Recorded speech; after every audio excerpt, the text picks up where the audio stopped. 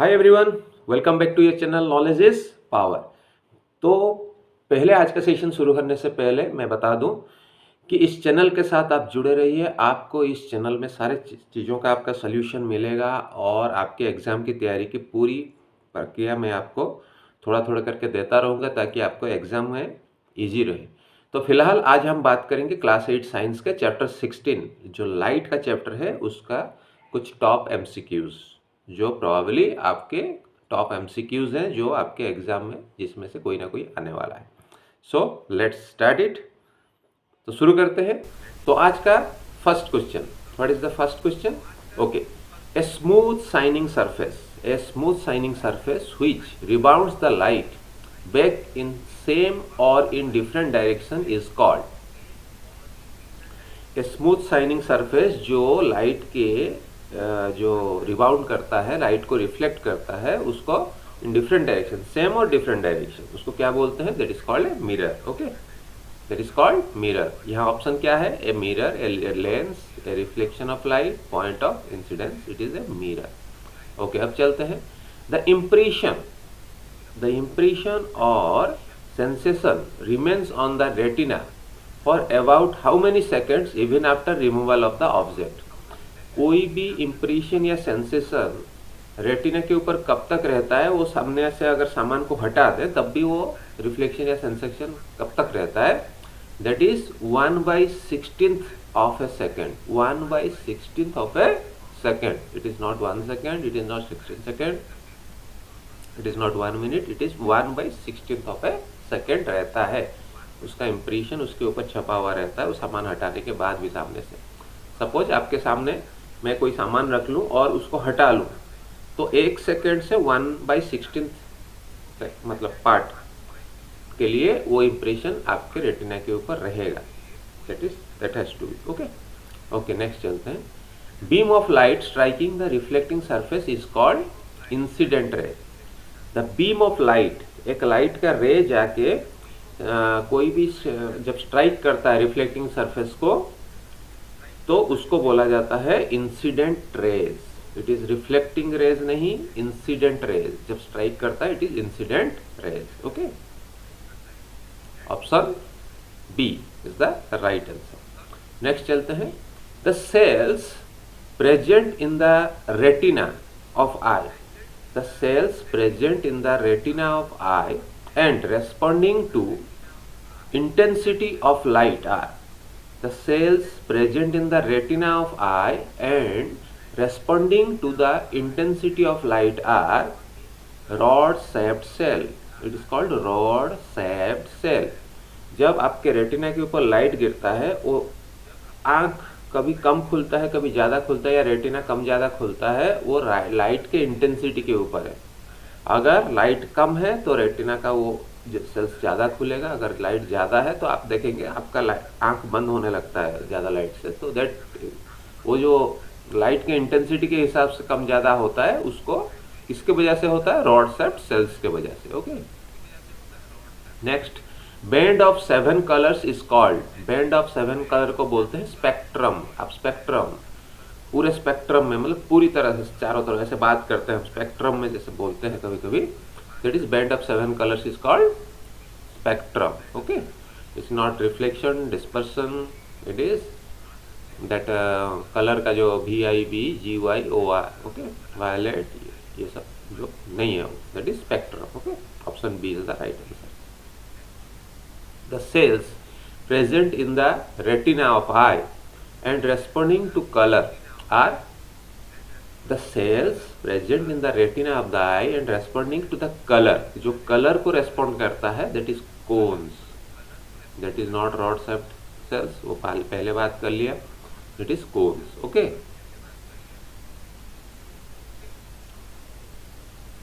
front bulged part of the eyeball is called, जो उठा हुआ पोर्शन है, जो काला वाला जो उठा हुआ पोर्शन है जिसके ऊपर काला मार्किंग है, front bulged part of the eyeball is called cornea.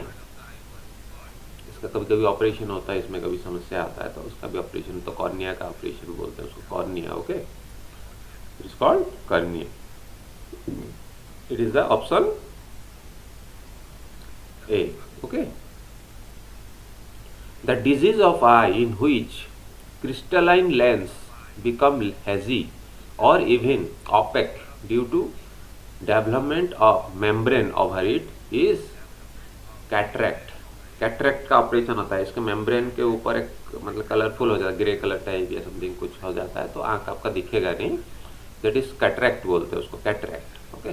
तो कैटरेक्ट का ऑपरेशन जनरली थोड़ा ओल्ड एज में या अराउंड 60 या 60 के बाद भी कोई चीज़ का कैटरेक्ट होता है, तो वो मेम्ब्रेन एक क्रिएट हो जाता है, उसके ऊपर एक चादर सा बन जाता है जो हेजी होता है या फिर ओपेक होता है, तो उसको किया जाता है. बहुत हल्का ऑपरेशन है, कोई बड़ा ऑपरेशन नहीं है, बहुत लोगों का होता है. That is called cataract. Okay.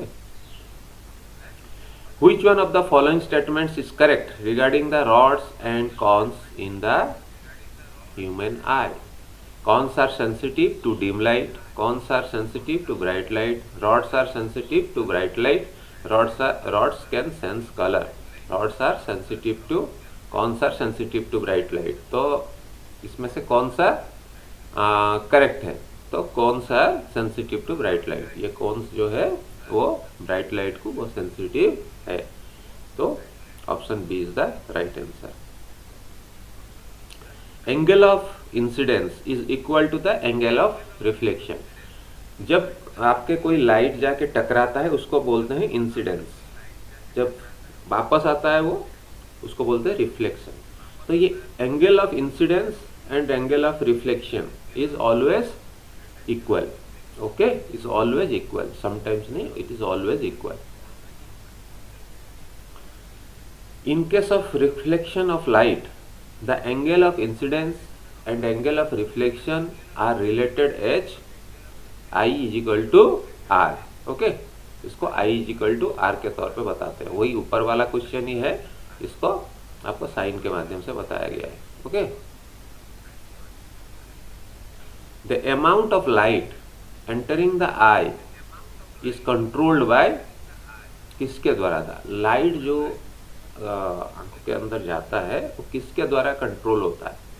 It is iris. Iris. Okay, option C iris.